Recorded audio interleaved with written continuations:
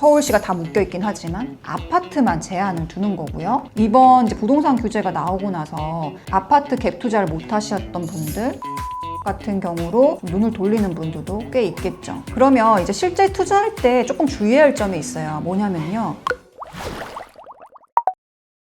안녕하세요. 강남 여유주입니다. 토지거래 허가구역이 뭐예요? 굉장히 많이 물어보더라고요. 토지거래 허가구역이 다 동일한 게 아니라 어떤 지역은 단지만이고 어떤 지역은 또 전체고 이렇게 좀 헷갈리기 때문에 오늘 그 부분 좀 짚어드리도록 하겠습니다. 토지거래 허가구역은 1979년도에 생겼습니다. 토지거래 신고제랑 허가제가 같이 또 도입이 됐는데요. 예전에는 아파트들이 많이 없었기 때문에 토지가 투기의 목적이 되는 경우들이 굉장히 많았죠. 땅이 몇십 배, 몇백 배까지도 오르면서 투기꾼들이 많이 나오는 시절도 있었습니다. 지금도 보면은 3기 신도시 지정된다 이런 지역들 다 토지거래 허가구역으로 묶어둔 거 아시죠? 왜 토지거래 허가구역인데 아파트를 제한하나요? 이런 질문 하실 수 있는데요. 아파트에 우리 보시면 대지지분이라고 해서 토지 지분이 있기 때문에 지가가 상승하는 걸 막기 위해서 토지거래 허가구역을 시행을 하는 겁니다. 땅값이 오를 것이기 때문에 제한한다는 거죠.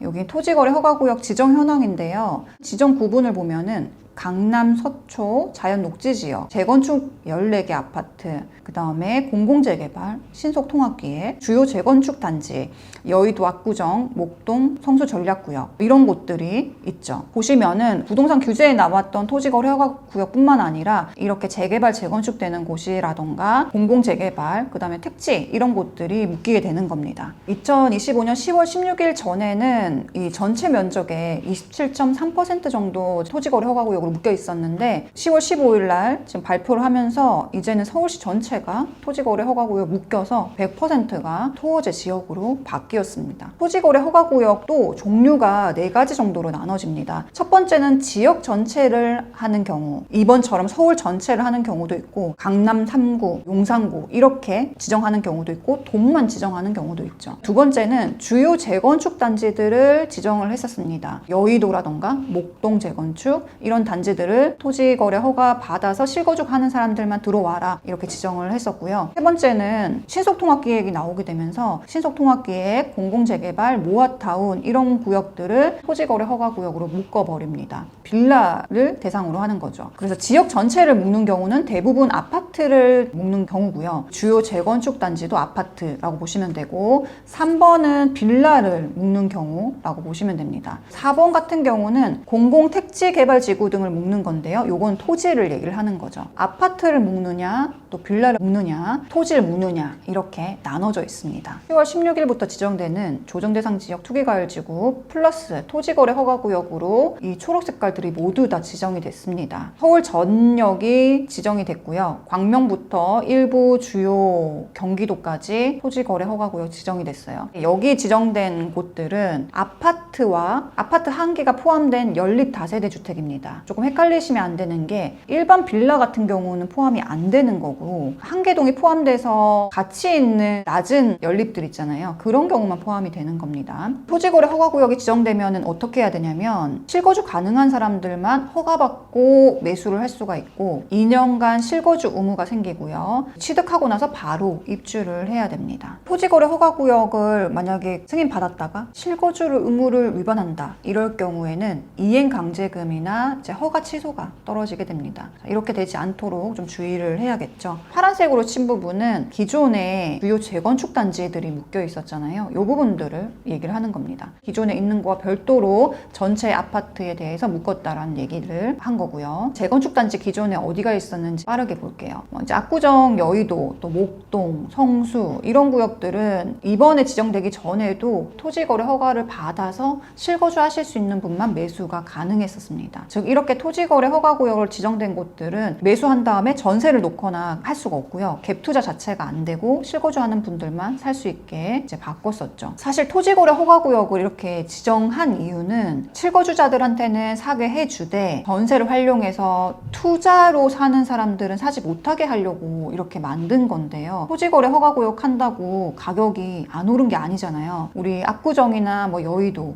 목동, 성수 같은 경우 보면은 가장 많이 오른 곳 중에 하나이기도 합니다. 토지거래 허가구역을 이렇게 지정하고 나서 별로 실효성이 없다 이런 얘기들이 굉장히 많이 나왔었죠. 세 번째로 넘어가서 서울 같은 경우도 재개발 구역이 굉장히 많잖아요. 지도에서 보시면 이 파란 곳들이 다 재개발 구역입니다. 이 재개발 구역들이 전부 다 토지거래 허가구역으로 묶이는 건 아니에요. 보시면은 재개발 구역을 묶는 게 아니라 신속통합기획으로 주택 재개발 및 공공재개발을 하는 구역이 지정되면 이런 구역들만 토지거래 허가구역으로 묶이는 겁니다. 기존에 진행 중인 재개발 구역들 같은 경우는 토지거래 허가구역이 아닌 거죠. 서울시가 다 묶여있긴 하지만 아파트만 제한을 두는 거고요. 여기서 일부 지금 신속통합기획으로 묶인 빌라 같은 경우는 토지거래 허가구역으로 묶여있는 곳들도 있지만 나머지 지금 재개발 진행 중인 곳들은 토지거래 허가구역이 아니라는 겁니다. 이번 이제 부동산 규제가 나오고 나서 아파트 갭 투자를 못 하셨던 분들, 거주를 하는 게 아니라 미리 사두셔야 되는 분들은 재개발 구역 같은 경우로 좀 눈을 돌리는 분들도 꽤 있겠죠.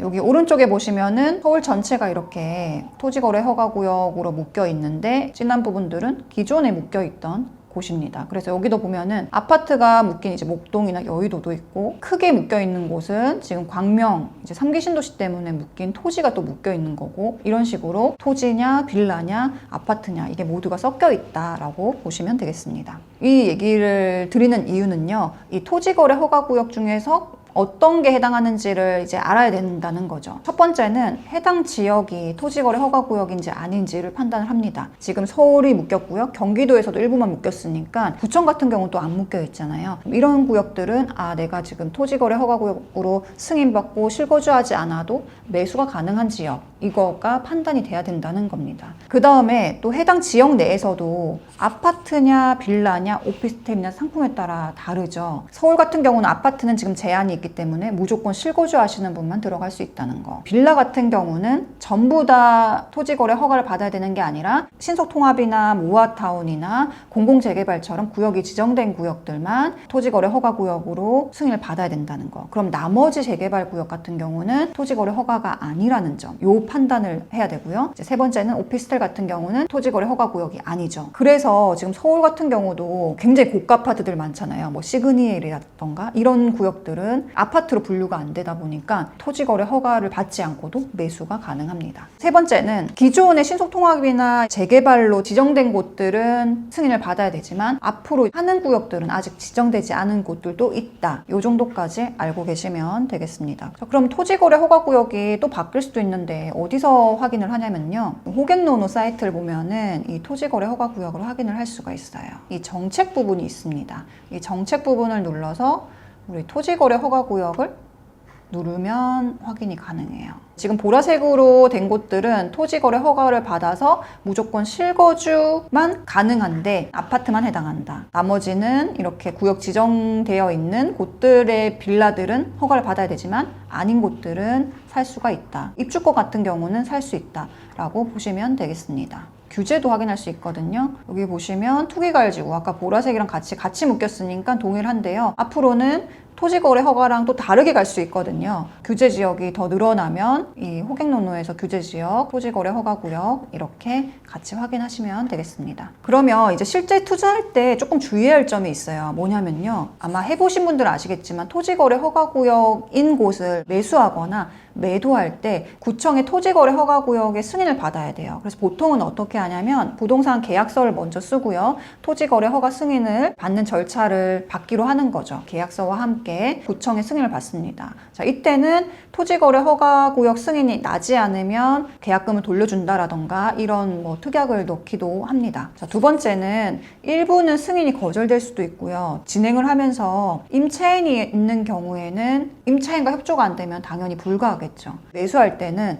임차인이 나가는 날짜, 구청에 승인받아서 들어오는 날짜 요거까지도 다 체크를 해야 됩니다. 토지거래 허가구역이 참 어려운 점이 뭐냐면요. 기존에 물건을 보유하고 있는데 임차인이 들어있어요. 그럼 임차인이 있는 경우에 누군가가 매수를 하려고 해요. 토지거래 허가구역 승인을 받아야 되는데 임차인에게 얘기를 해야겠죠. 매도를 할 거니까 임차인분에게 다른 곳으로 이사 갈 준비를 하시라고 얘기를 해야 되는데 토지거래 승인이 나야지만 이 사람이 들어오는 거잖아요. 만약에 토지거래 허가가 나지 않으면 이 계약 파기가 되는 건데 다시 또 전세를 맞춰야 되는 이런 일들도 벌어지게 됩니다. 이 세 명이 다 움직여야 되다 보니까 토지거래 허가구역에서 매수하거나 매도하는 게 굉장히 좀 힘들어요. 계약할 때 좀 주의를 하고 이런 부분들이 틀어지지 않게 부동산과 조율하는데 신경을 많이 쓰시면 좋을 것 같습니다. 마지막으로 구청에 승인받는 시간이 소요되기 때문에 계약 일정을 좀 넉넉히 잡으셔야 돼요. 빠르면 며칠 안에도 나오기도 하지만 좀 시간이 지연되면 2주 정도 기다려야 되는 경우도 있더라고요. 기존보다 1, 2주 정도 넉넉하게 잡고 조율해야 된다라고 보시는 게 좋고요. 서울 전체가 다 토지거래 허가구역으로 묶였기 때문에 구청이 굉장히 바쁠 겁니다. 이제 승인 받는데 시간이 이전보다는 소요될 수 있다는 점 참고하셔서 매매 계약하실 때 좀 불이익 없도록 하시면 좋을 것 같아요.